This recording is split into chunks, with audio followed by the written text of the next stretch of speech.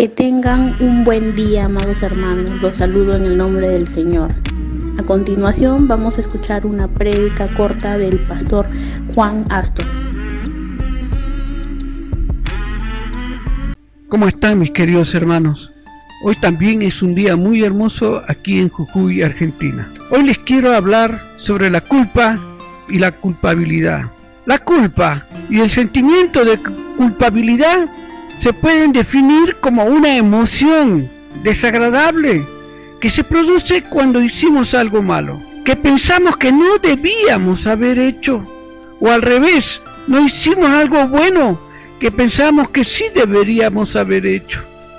Este pensamiento nos hace sentir mal, nos genera remordimiento, tristeza, angustia, frustración, impotencia, hasta llegar a la muerte. La culpa es una emoción común que todos experimentamos, aunque según este estudio, las mujeres tienen una mayor tendencia a sentir culpabilidad entre los 3 rangos de edad: adolescentes, jóvenes y adultos. La culpa era más frecuente en mujeres que hombres, siendo la mayor diferencia entre los géneros de hombres y mujeres en el rango de edad entre 40 y 50 años.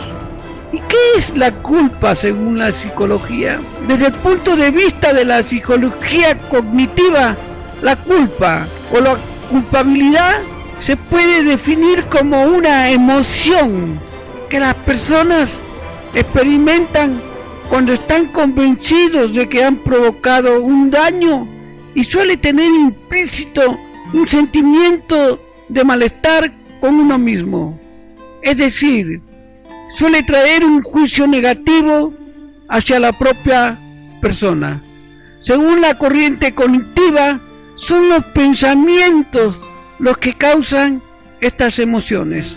Entonces, esta emoción surge a partir de la creencia de que uno es responsable del malestar o la desgracia de otra persona. El término culpa excesiva o inapropiada es uno de los síntomas para la depresión clínica según el manual diagnóstico de los trastornos mentales, que puede llegar a la muerte. Hoy el título de la prédica es Culpa que mata. La palabra de Dios se encuentra en Mateo capítulo 27, versículos 3 y 4. Cuando Judas supo que habían condenado a muerte a Jesús, se sintió muy mal por haberlo traicionado. Entonces fue a donde estaban los sacerdotes principales y los líderes del país y les devolvió las 30 monedas de plata y les dijo: he pecado contra Dios porque entregué a Jesús y él es inocente. Ellos le contestaron: ¿eso qué nos importa? El problema es tuyo. Mateo capítulo 27, versículos 3 y 4, traducción del lenguaje actual. Judas, el acusador formal de Jesús.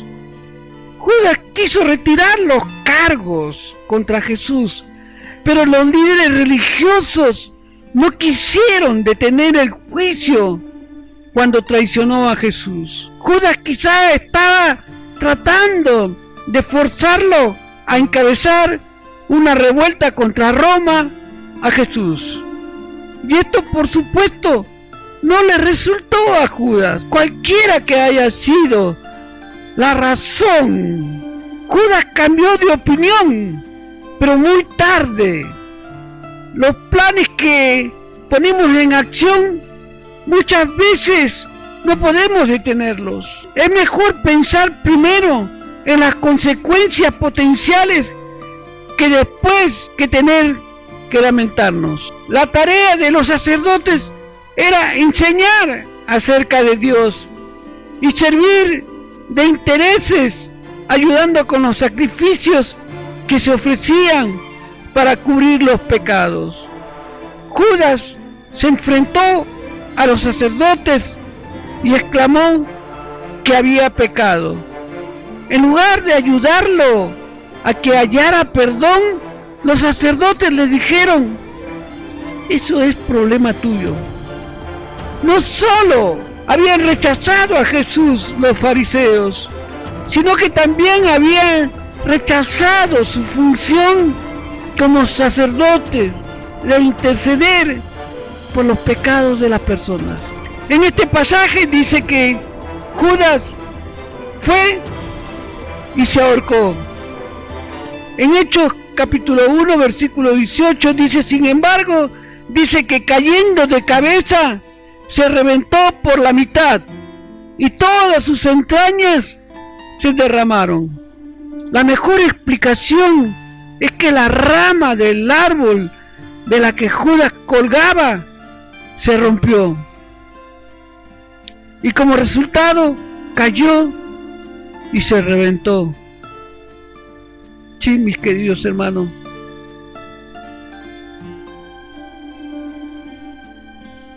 cuando una persona cae en pecado, tiene el sentido de culpabilidad. Salmos capítulo 32, versículo 5. Pero te confesé mi pecado y no oculté mi maldad. Me decidí a reconocer que había sido rebelde contigo y tú, mi Dios, me perdonaste. Salmos 32, 5. Si Judas hubiera pedido perdón, Dios lo hubiera perdonado. Y esta es la forma en la cual se sentía Judas. Mientras no te confesé mi pecado, las fuerzas se me fueron acabando de tanto llorar.